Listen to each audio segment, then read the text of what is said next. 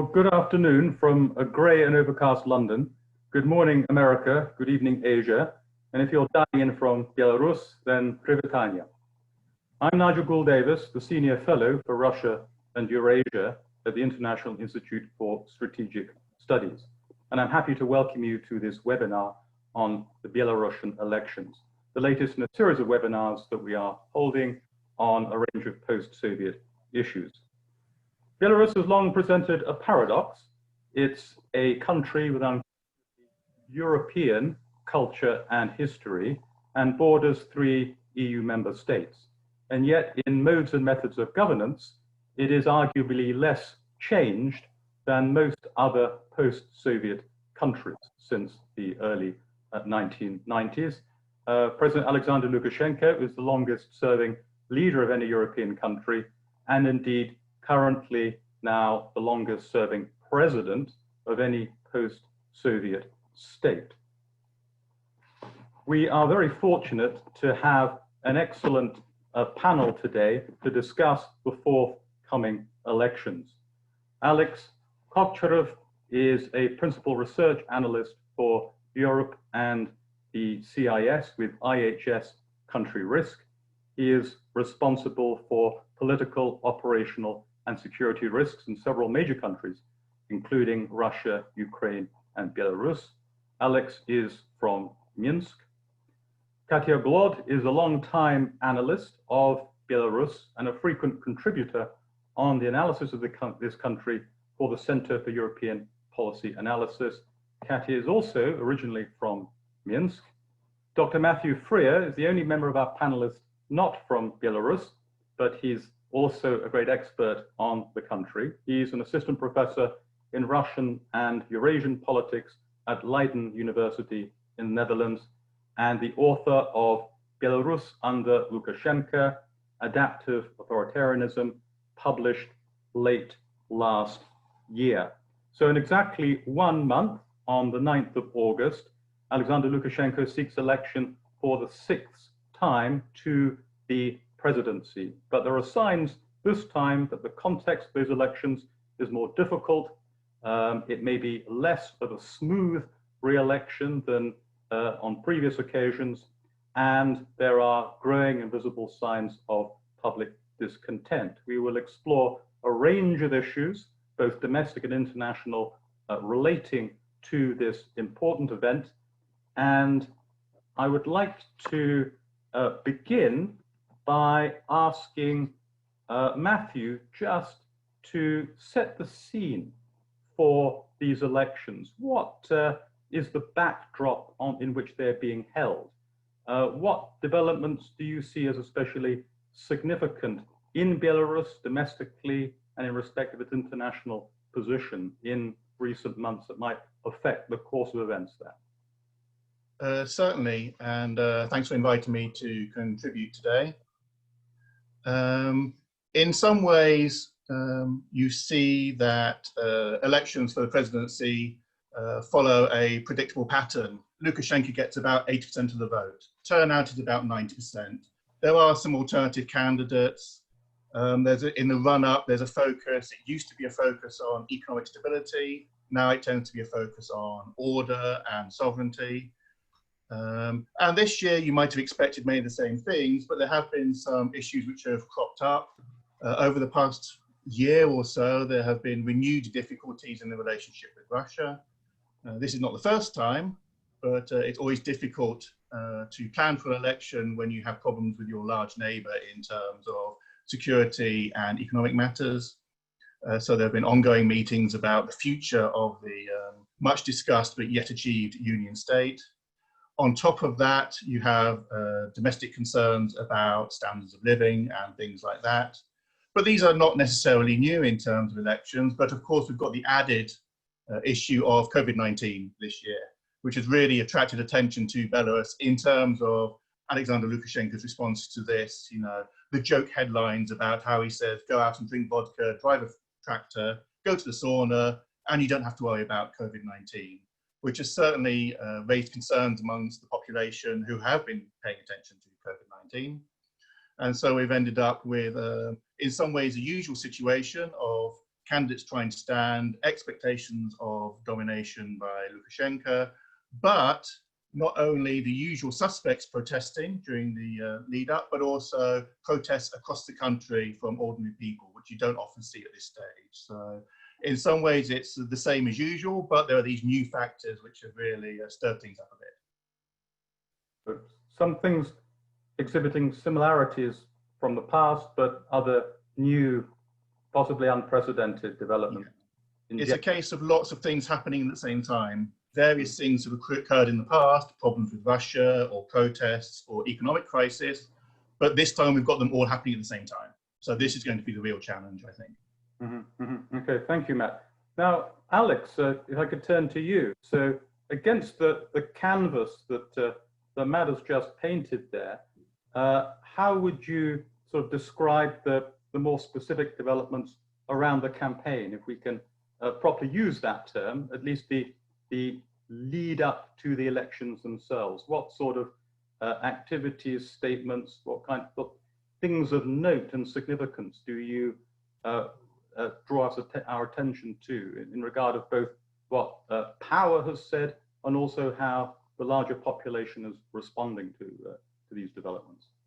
I think what is different this year is that the campaign is, the initial start of the campaign was really competitive, especially if we compare it to the election of 2015, and I would argue even to the election of 2010. Yes, in 2010 we had quite a number of opposition politicians running for the post, but here we have some strong candidates which come not from politics, but from alternative areas such as social media, or business and banking, which is a new feature in this election. And the fact that these individuals, they've grasped public opinion and grasped attention from many Belarusians, especially among the younger and middle-class urban potential voters, I think it sets this campaign in a very different light compared to what happened in 2015 and in 2010. Could you just tell us a little bit more about some of these interesting candidates that have thrown their hat into this race, and what has happened to them so far, and what their appeal might be? Absolutely. First, I would start with the person who is actually not running in the campaign because he's under arrest. His name is Sergei Tikhanovsky. He is a very prominent blogger, and he is quite well known in Belarus because of his video blog on YouTube. Because he was detained at the time when it was possible to actually apply for the election. His wife, Svetlana Tikhanovskaya, registered as a potential presidential candidate.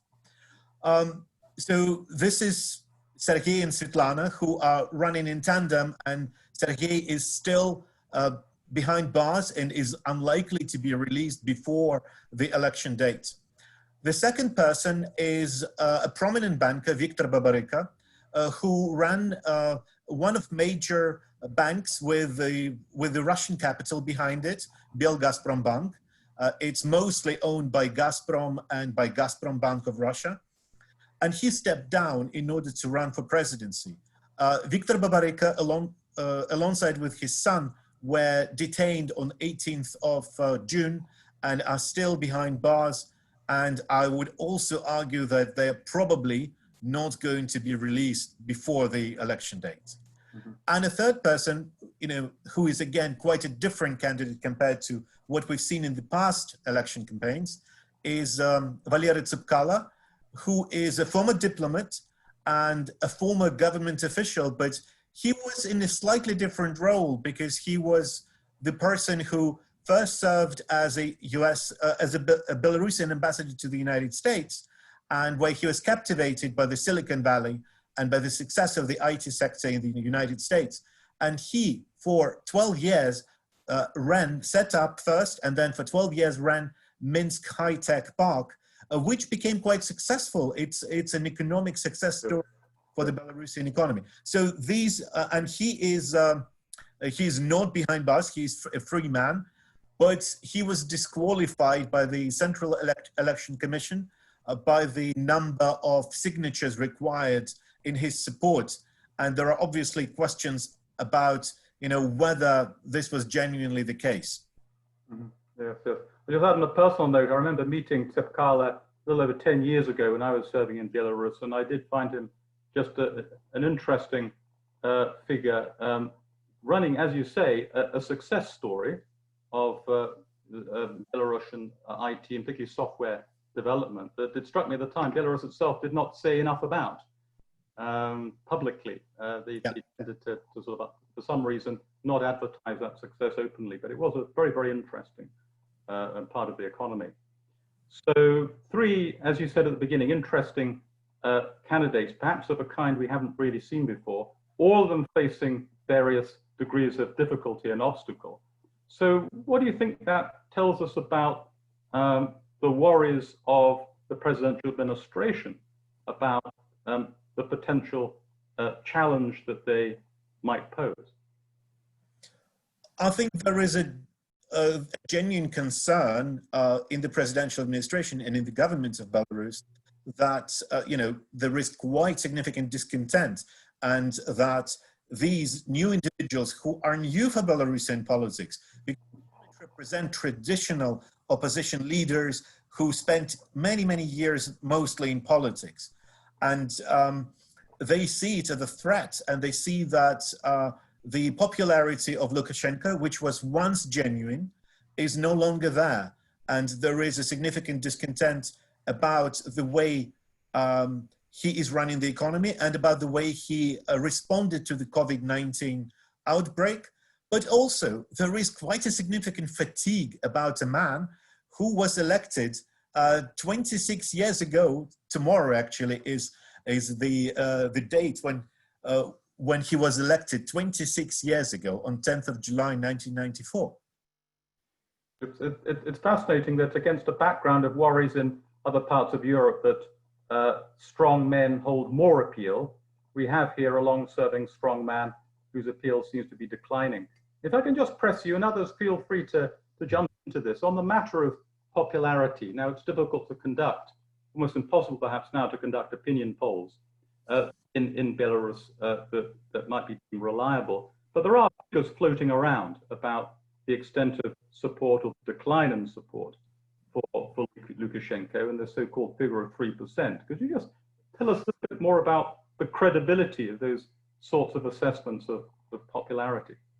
Well, I'm highly skeptical that that Lukashenko's popularity is 3%. These are results of internet polls conducted mostly by quite liberal and pro-Western websites. However, definitely his support, the support among the population, is not what it used to be 5 or 10 years ago. It's definitely below 50%. Again, honestly, we don't know, but I would imagine that the support mostly comes from the beneficiaries of his government, people working actually in government roles, in government jobs, people working in the police, in the security services, in the military, and even with families, it's probably no more than 20% in places like Minsk. And okay, maybe slightly higher outside of Minsk, but it gives him, 25, top 30%, definitely not half of the vote, which is needed in a genuine democratic election to win. Yeah, thank you. Matt, do you want to add? I was going to add to that. I mean, one of the problems is we no longer have the independent polling which used to be available 4 or 5 years ago, but the organisation which used to conduct that went into exile and then basically had to stop doing their work. But if you look back at what they were doing over the last 20 years, you tended to see in exit polls or opinion polls that Lukashenko's support would fluctuate. And as Alex sort of pointed out, he probably had a hard core of 20 to 25% who would always support him. You had a hard core of, say, 20 to 25% who would vote for anybody but him. And so the argument was who could appeal to the 50 to 60%, maybe the reluctant supporters of Lukashenko, or the ones who would choose an alternative if they saw there was one, but found that the traditional opposition tended to focus on infighting quite a lot.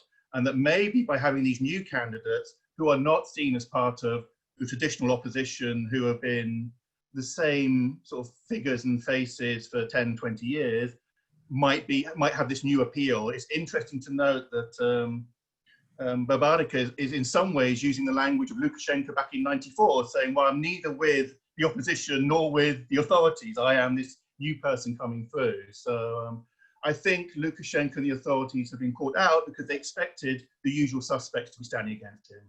That, you know, there'd be multiple candidates from various social democratic parties or nationalist groups, and there would be attempts at unity and probably wouldn't come together. And through a mix of infighting and meddling, he'd be able to sail through. And so I think they've been caught out by having people like Spanka and Babarika, which they hadn't anticipated on. Nobody was talking about them as candidates at the beginning of the year, I don't think. So it's caught the authorities out, and they're not quite sure how to deal with it, because they've got the playbook for how to deal with the traditional opposition.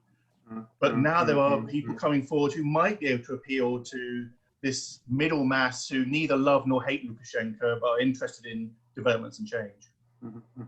And just one more question on the candidates then, and Babarika in particular. So his long association with Gazprom Bank inevitably raises immediate questions about whether it's right to see him in some sense as a Russian candidate. So do any of you think that that's a helpful way of understanding him? And if so, what does a Russian candidate in some sense actually mean, and what would its significance be?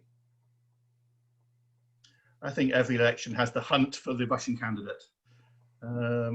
Again, mainly because different sides want to tar each other and say, oh, well, they must be doing well because they're the Russian candidate. They're secretly being backed by whoever. If you were to believe independent media, everybody's been the Russian candidate, depending on whose side you support. I tend to believe that Russia doesn't actually have a dog in this fight. They're most interested in seeing Lukashenko weakened, but better the devil you know, I tend to feel. They don't like him at all, but they're wary of even somebody they thought they were backing being an alternative. It doesn't always work out, as they've learned from experience. So I think they'd rather just let things run its course and hope that a weakened Lukashenko will turn to Moscow for support and guidance. Although that isn't necessarily likely or guaranteed either. So, but I tend to think there isn't a Russian candidate. Russia's candidate is a weak Lukashenko. There you go. I'll just add that I've always found the body language, just observing meetings between Putin and Lukashenko, very interesting, actually, very interesting. On Babarika and a Russian influence or Russian interests, Katia, Alex, would either of you like to say any more about that? Yes, yeah, maybe I would add a few words about Viktor Babarika and the Russian influence on the Belarusian election. And my view is actually that Russian influence is overestimated and exaggerated. I don't think that Russia can influence the election in Belarus or in some other post-Soviet countries, as some people think, particularly in the West. Obviously, Babarika, in my view and view of many other analysts, is not a Russian candidate, is not a Kremlin stooge, as he is often portrayed. Russian banks in former Soviet countries, in fact, should not be taken as, you know, direct subsidiaries. They are autonomous or semi-autonomous entities, even though Gazprom Bank is owned by Gazprom and Gazprom Bank, but it's a Belarusian bank. And the figure of Babarika itself is very interesting, I think. He has this wider appeal to wider layers of the Belarusian society. He appeals to the Belarusian intelligentsia because he's a staunch supporter of the Belarusian culture. We know all the projects that Babarika and and his bank has organized under his leadership, such as, you know, the exhibitions by Marc Chagall and Chaim Sukan and other painters whose works Babarika collected and brought to Belarus. For example, his translation of the books by Svetlana Alexievich into Belarusian. And, you know, in many of his earlier speeches before he announced his decision to run as a candidate, he always came out as a quite strong supporter of the Belarusian culture. But he is also a successful manager, and that is what I think appeals to the wider middle classes. And he has quite an empowering fact also of society when he says that, you know, we are the people of Belarus, it will be the people of Belarus who will decide the outcome of the election. And overall, he seems to be to have this real culture of tolerance and respect, you know, unlike the traditional opposition, which is sometimes takes quite radical position on certain issues such as the Belarusian culture or on the elections. Babarika really tries, you know, to appeal to wider layers and to be kind of an umbrella candidate, and that's why I think he has such a wide appeal in the Belarusian society. Yeah, as one of you said earlier, he and perhaps Tsepkalo as well, candidates for the new type, and it strikes me they must have known that they have a lot to lose potentially if the authorities take against them. They haven't had a long career as professional oppositionists, so to speak. So the decision under inevitably very constrained and risky circumstances to enter this race explicitly against Lukashenko strikes me as a very, very interesting calculation. So yeah, Katia, let's turn to you now. We've heard something about the backdrop of the elections. We have a good sense now of some of the dynamics involved. We're just beginning to sort of push forward now. Could you share with us some thoughts about what might transpire in the course of the next month and what the implications of that might be?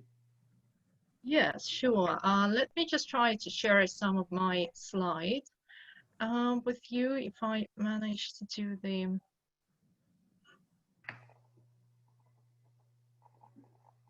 Okay, can you see the slides? Yeah. We'll see that nicely. Right. Okay, so basically, yeah, so what we should expect.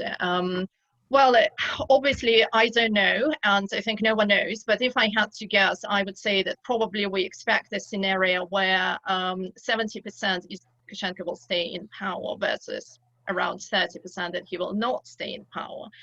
Although we have a widespread consensus, as Matthew and Alex were saying in society, that Lukashenko must go, we still have some small layers of society who do support him. And although we also have some fragmentation of the elite, but we don't really have split in nomenclature, which would promote his departure from power. And obviously we are going to see a lot of fraud and coercion during the voting, which has always been the case for, you know, all the Belarusian elections since 1994.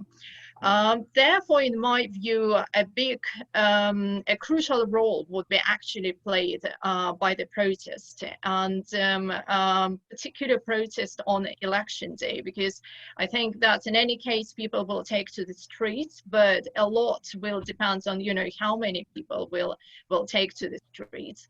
And in my slides, for example, I refer to the recent research by Erica Chenoweth from Harvard University, where she and her team are saying that they have been analyzed about 300 protests from 1900 to the present day, that the threshold to achieve political change is 3.5%, which is in Belarus 350,000 people. Will so many people take to the streets in Belarus? I don't know. I mean, I doubt, under the current repression mechanism that has been initiated by the authorities.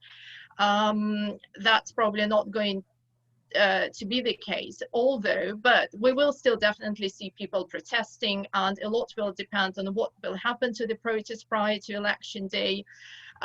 Which candidates will end up on the ballot. Babarika is probably very unlikely to be on the ballot paper, although we don't know yet the outcome, but there are all reasons to believe that the authorities will find a reason to disqualify him. That we will know very soon. The 14th of July is the deadline when the Central Election Commission is supposed to let us know which candidates made it to the final to the ballot paper. It will also depend on the tactics of the campaign teams. Will they try to unite? Will they try to run the campaign together? Will they campaign at all? We have recently seen some comments from the Babarika headquarters that they have been in touch with the other campaign teams. And if Babarika is not registered, will they campaign on behalf of the others? For example, someone like Svetlana Tikhanovskaya. And so these will be the issues that will definitely impact the dynamics of the protest. And we have seen also quite positive developments with regard to the protest and with regard to this action in general. We definitely see civil society in Belarus is emerging, and there has been much evidence to that, you know, solidarity chains, signature revolutions, the honest campaign, honest people campaign, which was the campaign by the Babarika headquarters team to nominate people to the election commission. So, but we also have seen that repression is effective, and campaign leaders have been locked up, and so that's obviously has an effect on the protest, because there is at the moment no leadership. But at the same time, some of the protest is self-organizing, and that's a very important element. And in terms of the protest, I also think we have to pay a closer attention what will be happening to the protests in small towns, because quite a few analysts have noticed that, you know, although we all know that, you know, law enforcement, Siloviki are very good at dispersing demonstrations in Minsk, but as again Matthew and Alex mentioned, that it's a completely new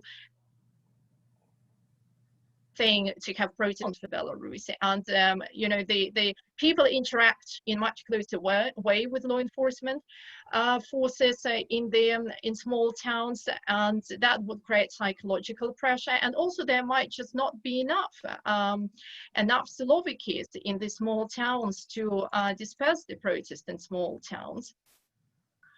I would also like to say maybe just a brief word about the internet and the crucial role it has played for organizing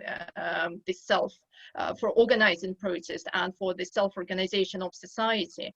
It has indeed become an alternative source of information and also a distributor of information. Have been very helpful in building up this solidarity. When people see what is happening, that there is, for example, a solidarity chain in Minsk or somewhere else, they go out and they join. And Telegram channels have been also very crucial for, in this aspect. And now we have seen a very targeted and very effective campaign by the authorities on not only protesters themselves, but particularly on independent internet media and on political bloggers. Telegram administrators have been arrested. And these people are particularly vulnerable in the regions, because in the regions we don't even know the names of those who actually administer these Telegram channels. And Telegram channels are all local Telegram channels. I mean, they're all usually the one of the very few sources of information in at the local level in the regions. There have been attempts to switch off the internet by the authorities, and I think that will continue. It will be targeting attack on certain internet resources. It will be also switching off probably on the election day, as it happened during the recent protest events. And so a lot will depend on what the organizers manage to do, whether they will manage to come up with some, you know, alternative means of communication, like media experts mentioned, you know, digital radio, or, you know, some software messages like Brian similar, which will help to exchange information when the internet is switched off. So basically, you are able to pass data even within a certain vicinity, within a certain range when there is no internet. So all these factors will impact on how many people will come and protest. And obviously, if large numbers take to the streets, I think very likely there will be a very violent crackdown on protesters on election day. And that really raises a dilemma for the European Union. I don't know, Nigel, if you want me now to go into the Western response, or shall I stop here? Yeah, I think it would be very helpful. Yes. So, I mean, what we'll do in a moment is open up for a Q&A. So I encourage the audience to think of their questions. But as you're doing that, it would be very helpful just to have from each of our panelists some thoughts about what this means to the West, where the significance of these events lies, and what might the West do about about the outcome of the election. So, Katia, you're onto that already. So why don't you pick up that thread, offer some thoughts about the implications for the EU in particular? Yeah, sure. Well, I think for the EU, it's obviously quite a dilemma, because on the one hand, the EU has condemned the repression so far, but it has not worked out a coherent strategy for dealing with Belarus. In one sense, the EU leverage is anyway limited. It gives quite a small direct aid, only 30 million euros, but there are obviously international financing organizations like EBRD and IMF, etc., which might or which the EU might influence in case there is severe repression going on in Belarus, particularly on election day or after election day. And I think the question for the West is, how severe this punishment for Lukashenko should be, because obviously stringent sanctions would lead to a breach with Lukashenko, but at the same time, the European Union needs to maintain channels of communication with the regime. In my view, I think a strong signal should be sent that the repression will be punished, because it might be the only realistic deterrent to excessive violence, and Lukashenko already threatened bloodshedding and events akin to Andijan. So therefore, I think for the credibility of the EU, for EU integrity and its soft power, probably a value-based approach, in my view, would be more helpful rather than the interest-based. And one example would be calibrated sanctions. And just very briefly, also touching on the US. I mean, particularly Lukashenko has always been more worried about the US reaction than that of the EU, because the US has had sanctions for the Belarusian economy, which has affected it quite badly. So obviously, it would be good to see some consolidated response from the West, but it remains to be seen. I'll stop here. I mean, the US, you're right to bring in the US as well. It's very interesting, of course. The United States is in the process of restoring a full embassy to yes. with the ranking ambassador to Minsk for the first time since 2008. And I remember well the circumstances of the forced departure of Ambassador Stewart at the time. 30 out of 35, I think it was, diplomats forced a very short notice out of the country, and it lacked a full ambassador until now. So there's something interesting there. But Alex and Matthew, so a cynic taking the long view might just say, well, this is all just another turn of a wheel that we've seen turn many times. You get these periods of rapprochement and improvement, always modulated, always limited, but a warming, and Lukashenko sees what he can get out of the EU. And then elections come along and boom, there's a vivid reminder to everyone within domestic society about who really runs.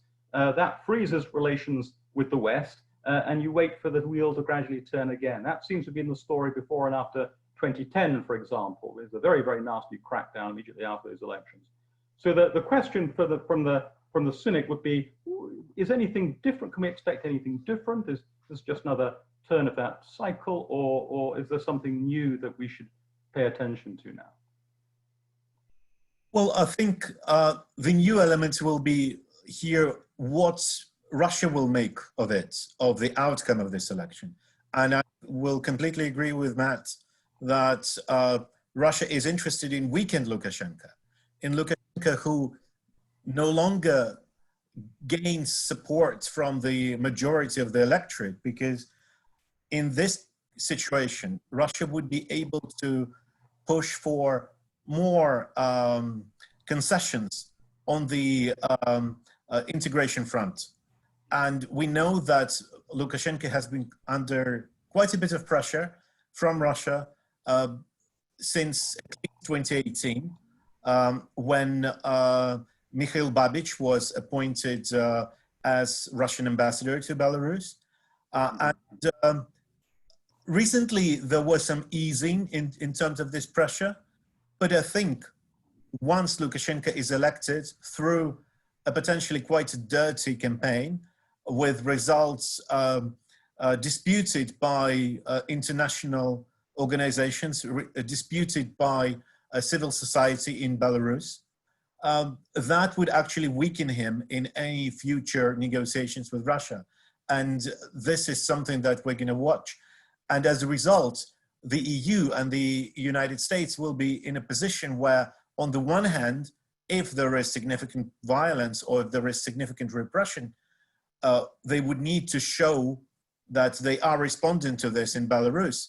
But on the other hand, they don't want to leave Lukashenko on his own with Russia, in face of Russia. Matt, any final thoughts on this before we open up for a Q&A? I mean, as you mentioned, I was also going to raise, we can actually look at what happened after 2010, you know, a crackdown on election night, and the EU introduced targeted sanctions, and you had the opinion piece by certain EU foreign ministers headlined "Lukashenko the loser," which has not aged well, as he's still there and they aren't, many of them.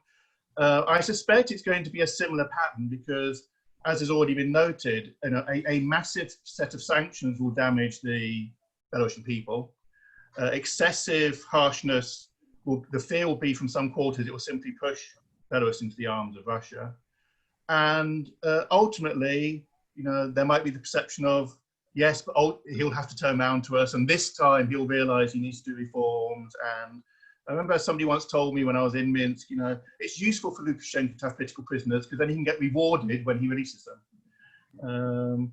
And so, you know, there's an incentivization of, you know, if they're smart, there'll be if I was Lukashenko, I would, you know, preempt election night, do what they're doing now, a few arrests, 15-day detentions, you know, preempt the ability to have a big Maidan or Plosha in Minsk.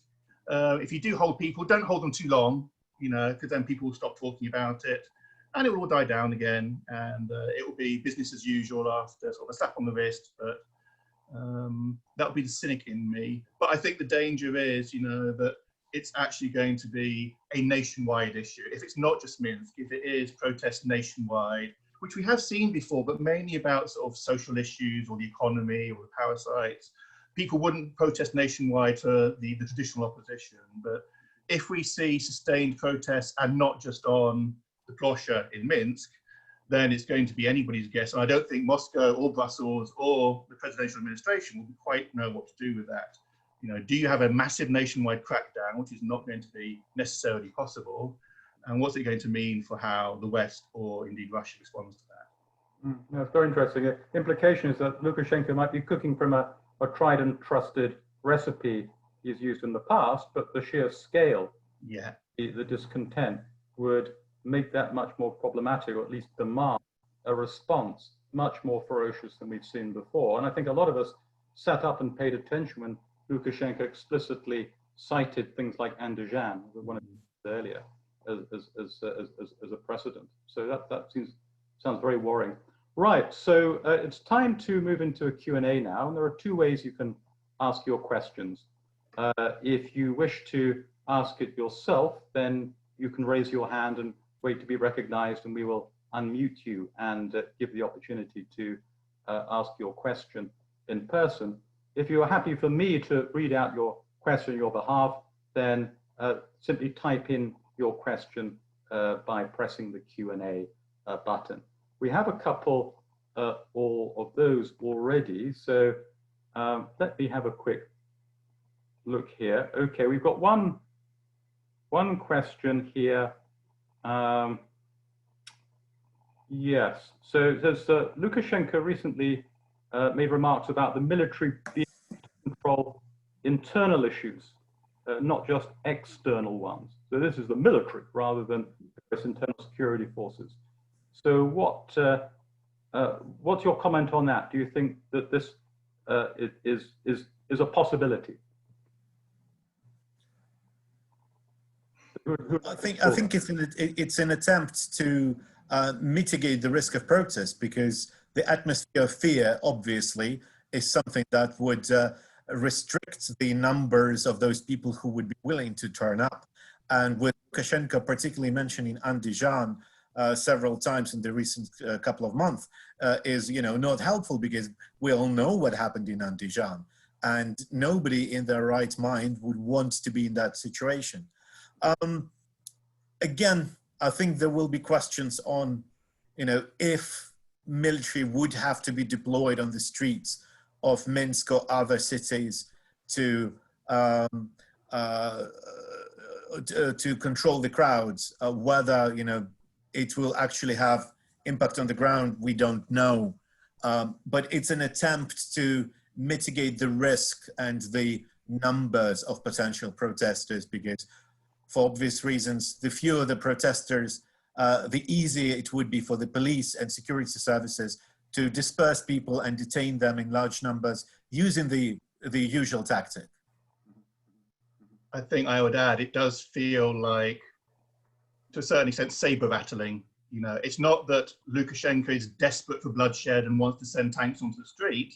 He wants to make people fear that will happen, so they don't do it. And we could look back to a certain extent to 2015. There were protests around the 2006 and 2010 elections, but fear of what had just happened in Ukraine meant that you saw the opposition and protests say, we're not necessarily going to be looking at big protests after 2015 elections. So I think after that one, there were small ones, but there was no need for the authorities to do much, because fear this time of intervention from outside meant that there wasn't the appetite for big protests as there had been in 2010 and 2006. So this will be the interesting trade-off. Do people believe that Lukashenko would be willing to unleash an Andijan, or do they think he's all talk and he's a Ceausescu, and in reality, if 350,000 people came out across the country, nothing would happen? We'll have to see. I suspect though that it's more saber rattling than trying to get a fight, but I might be wrong. But that's my gut feeling, that he doesn't want to have to crack down, because they don't actually know, they're in unprecedented territory. It's not like previous years when you knew who would go out and where they would go. So we shall see. Using the military would be a very, very serious escalation, of course. Yeah. Anything further to add on this? No? Okay. We have another question here from Ben Chalice, the European Leadership Network, and he asks whether it's possible for Belarus, either under Lukashenko or under another leader, to avoid alignment either with the West or with Russia. Is an genuinely independent or non-aligned policy for Belarus possible, or is it, as it were, doomed to be drawn into one side or the other?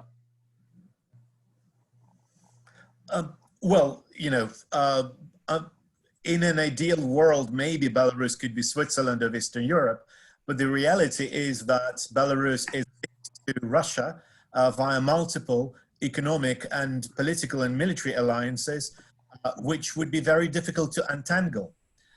And it doesn't mean necessarily under Lukashenko, but under any leader elected into Belarusian presidency would have to deal with the fact that it's part of the CSTO, it's part of the Eurasian Economic Union, and the bilateral union state of Belarus and Russia. So I do not think that a sort of a neutral Switzerland like Belarus is going to be a reality in a situation where Russia is very keen on keeping those post-Soviet states which are in its trajectory, Mm-hmm. Yeah, yeah. I remember one, I think, vivid capsule summary of Lukashenko's foreign policy from a very well-known Belarusian who may actually be on this call. He said that Lukashenko fears Russia and hates the West, and that's a form of non-alignment, I suppose. But I always like the description that he was neither pro-Russian nor pro-European. He was pro-Lukashenko. Indeed, indeed, indeed. Yeah, yes, yeah, I might just add that I think that was the idea and sort of the ideal dream scenario envisaged in Belarus, you know, back in 1994 when Stanislav Shushkevich was the head of state. And I think that's what was the thinking, that Belarus could really retain its independent status and be between, you know, the two blocks, the EU and Russia. And I think it will be indeed very difficult to untangle all the close integration with Russia, as Alex has rightly pointed out. But at the same time, you know, if we look at society, and we'll already see, and I think we have seen in this particular election, this generational change that is taking control. You know, the generation of people in their 40s, basically, you know, who make up this Babarika's team, who are pro-Western. Yes, some of them might work in Russia. And we obviously have, you know, youth, and youth will be becoming, you know, it's the generation that will grow. And youth is, I think, 90% of youth is pro-European. So if we look at the immediate situation, perhaps it will be very difficult to untangle the ties with Russia, but I would not completely exclude this scenario in the mid-term or longer-term future. I think Belarus, you know, is not as predetermined by Russia as it seems at the moment, and through the generational changes, we might see Belarus drifting more towards the West. Yeah, yeah. I'm personally very sympathetic to your view about generational change, and I think across this entire region, one of the most interesting long-term questions is how attitudes to all sorts of fundamental issues about domestic governance and also foreign policy and external alignments change with age cohort. And you sometimes get these very strong gradients, of course, support, particularly support, as you say, for sympathy, interest, and closer relations with the West increasing as age gets lower. And I think that is something very much to watch. Don't do more research on, in fact. Okay, we have a raised hand here from Alistair Rabagliati. Alistair, you've been unmuted. Could you unmute yourself? Yes, and ask your question, please. Yeah, thanks very much, everyone. I mean, a fascinating discussion, and we could talk for hours. I have three, but I'll try and keep them very short questions. First of all, I'd be interested in your assessment of independent media in Belarus and which sources are the population using. I guess, especially at the time of the health pandemic, people are not trusting state sources, so they want independent sources. So have any independent media particularly risen to the occasion, or people going more for social media or Telegram channels? Secondly, Katia mentioned that the internet is crucial for self-organization, but we all know it's easy to complain about Lukashenko online, but much harder for people to be out there protesting. And, you know, is there enough conviction in society really to take the online protests offline?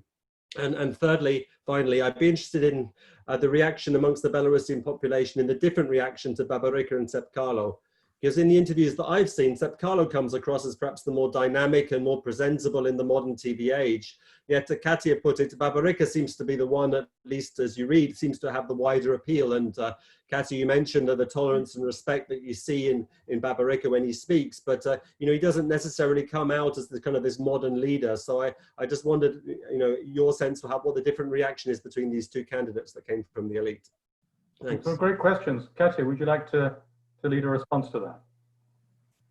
Yes, yeah, sure. Well, starting from the independent media, perhaps, yes, we have, there are media experts in Belarus who have been monitoring this issue, and I will be just quoting them, but basically we have, you rightly pointed, Alistair, that pandemic has played a crucial role here, because when the state basically stopped providing comprehensive and truthful information, the people turned to independent media. And this is where it started. And coming up to the election campaign with all the protest happening and the situation heating up, independent media became even more accessible, and more people turn to the independent media. For example, I had the information about Radio Free Europe from the media expert who said that twofold or even threefold was the increase of people turning to the Radio Free Europe, Radio Liberty website. Radio Free Europe also did video streams of what was happening during the protest. Newspapers like Nasha Niva, Belarusian Partisan, they have also become far more popular than they had been before, prior to, let's say, April or May.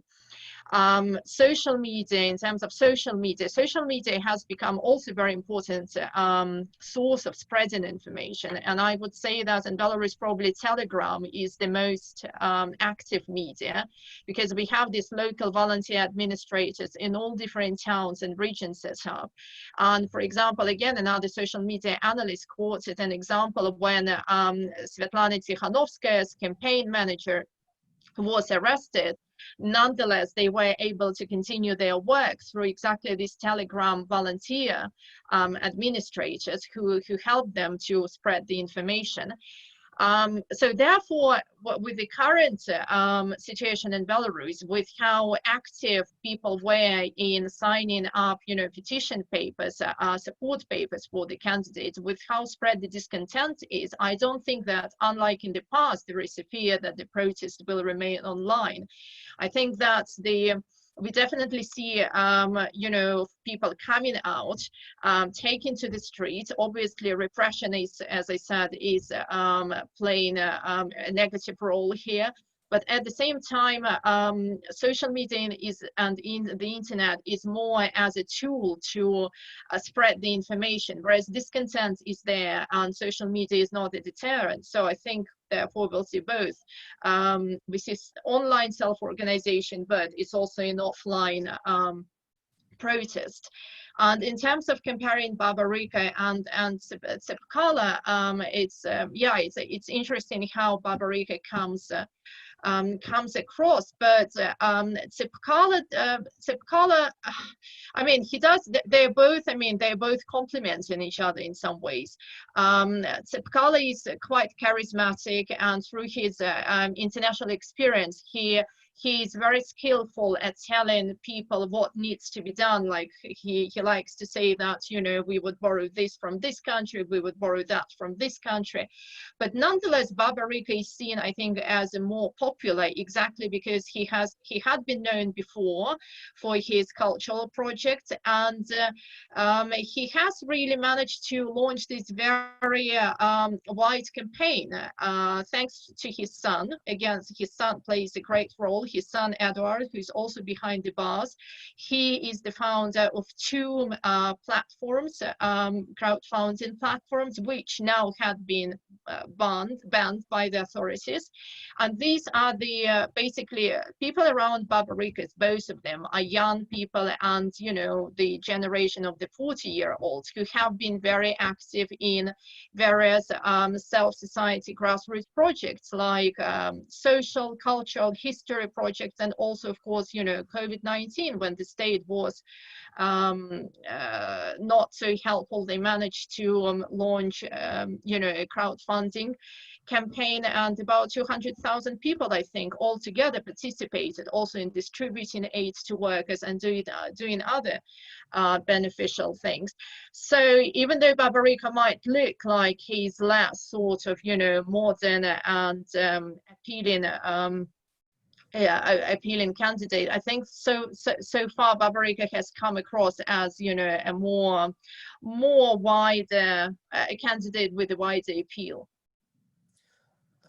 Excellent. I was struck by your comment earlier that there's been some kind of, if not coordination, at least communication between the opposition campaign. So if their constituencies, as it were, their natural supporters come from different but complementary parts of the population, and some sort of alliance or rapprochement between them could be very, very interesting. David Mitchell has raised his hand. It's very good to see him on this call. I know he's been deeply involved in Belarusian developments in the past. And David, feel free to share a little bit about your own background if that feels appropriate. Can you hear me? We can hear you fine. Yes, I was Deputy Assistant Secretary of State during the downturn in relations that was mentioned earlier. And my question is back on what possible influence the US or the EU can have, how best we can influence an opening. Obviously, Vice President Biden was very involved in this, but I'm also very curious about the EU's impact with the UK not having its hand on the EU lever and Poland perhaps taking a different stand. So if you could kind of go through the EU and say what the discussions are in Minsk about whether the EU or a President Biden may be more effective in trying to open up more space in Belarus. Thank you, and thanks for reminding us. We now have to talk about the EU and the UK. So who would like to kick us off on that? Well, I think one thing to consider, which was mentioned, is that when we talk about the EU, of course, we're talking about now 27 member states and which ones are actually interested in Belarus. So it's actually been a case of usually Poland, the Baltic states, Sweden, perhaps Slovakia. So, you know, are their voices being heard? Where is the attention of the EU in general? You know, would actually Russia or Ukraine be sucking up more air as opposed to Belarus? Because there's often competition between what can we look at any one time? Where is Belarus in the pecking order? And I think when you look at what's happened in the past, you know, the EU has tried a variety of different policies, from, you know, very harsh condemnation to trying to reach accommodations, and I've never quite worked out what to do yet, because partly it's because of bad luck and because I think Lukashenko has often been lucky in terms of the international situation. But yes, the EU's tried many things in the past and none of them's worked yet. So they're going to have to repackage or rearrange things in a new way. But my concern would be, you know, with Brexit, with COVID-19, with whatever's happening in Russia or Ukraine at the moment, you know, how much your priority would be Belarus if there isn't a massive violent crackdown? You know, would it be just another case of, well, you know, we're concerned about the election results and, you know, please release your political prisoners, and if they do that quickly, then we'll go through another cycle and nobody will pay attention again until 2025? Yes, 2025. Yeah, because if you look at think tank papers, journal articles, they tend to go through a cycle of, oh, there's some attention around an election, and then everybody ignores Belarus in between. And there's to a certain extent, there's an element of that sometimes with the EU. They've been doing a lot of good work and trying hard, and, you know, if you look at sort of actions at the intermediate level, which often doesn't get attention, but is often seen as more effective, you know, there is work. There are attempts to work with people on the ground in both local authorities and civil society, but, you know, it doesn't get the attention or the money that, you know, big issue things will. So I'm not sure if that answered the question. I think it'll be very difficult, and many things have been tried in the past, and so far, more through, I think, luck and cunning, the authorities have survived. This doesn't mean they always will, but I would still put my bet on Lukashenko surviving rather than not surviving. Katia, any to that? If I'm, Alex, yeah. sorry, if I may jump very quickly, I think one thing which the EU and UK and US could potentially do is engage with what I would call new Belarusian diaspora, because a new feature of this specific election campaign is that we have seen a number of protest rallies in cities across Europe and North America by relatively young people in their 20s, 30s and 40s who live outside of Belarus. And these rallies were in solidarity with what's happening in Belarus and against repression in Belarus. And this is something new. It's a new feature which we haven't seen in the previous elections.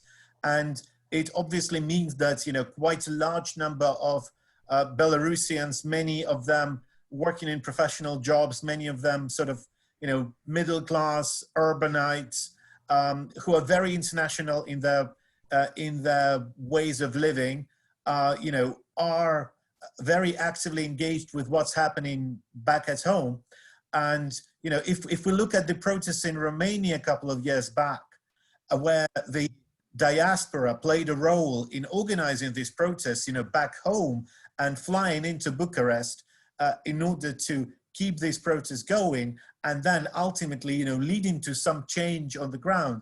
This could be something, you know, we have to look at, among other things, of course.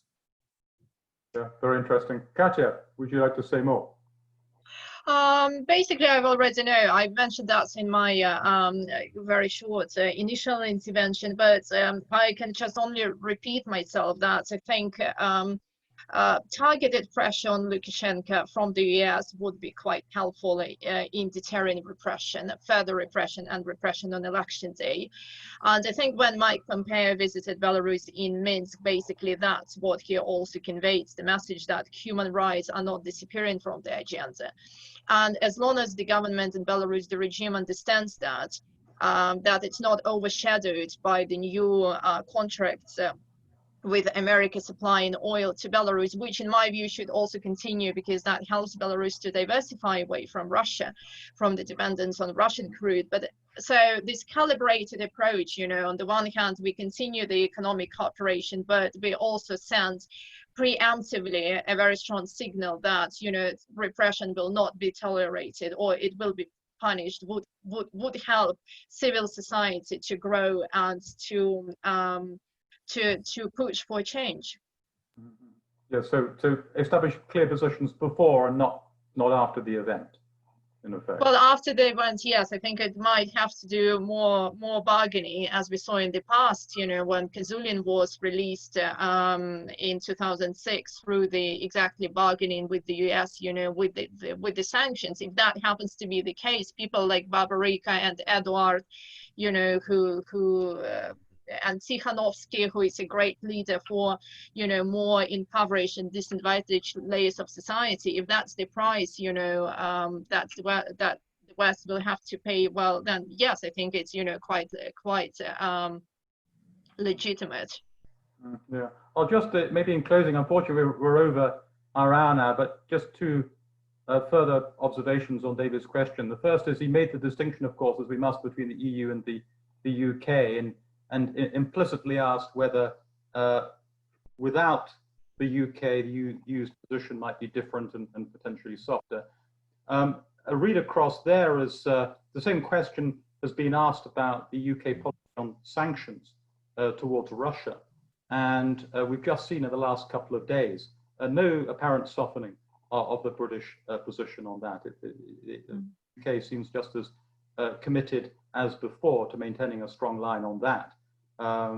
In light of that, I doubt that Britain would at least would take a softer view and would encourage the EU, albeit from outside, to maintain a firm stance on Belarus.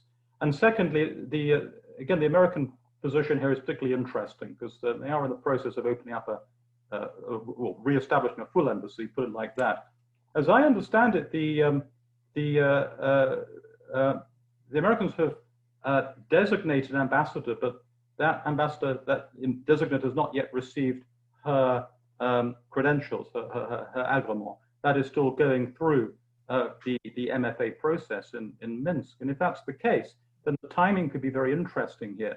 And potentially an incoming, for the first American ambassador in 12 years in Minsk, could be facing the aftermath of a very ugly situation in Minsk. And that creates an interesting policy dilemma for Washington. There we must leave it. The call, among other things, that Alex made to pay greater attention to the Belarusian diaspora, ringing in our ears, and we have two members of that diaspora on this call, if I can put it like that. So that's of great practical interest too. It just remains for me to thank our panelists for a very, very stimulating hour of discussion. There is much more to say about this. Perhaps we can revisit these issues after the election itself.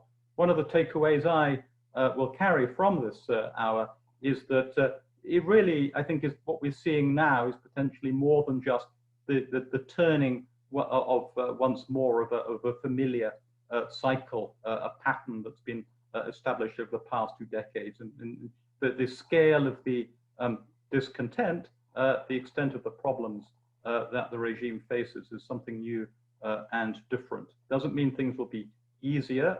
It could be much more difficult ultimately, but there is really something very significant, not just for Belarusian watchers to watch, but for all of Europe and beyond. So with that, I'd like to thank our audience for their excellent questions, thank our panelists above all, and look forward to seeing you again soon. Do pobачення. Thank you. Virginia. Thank you. Thanks.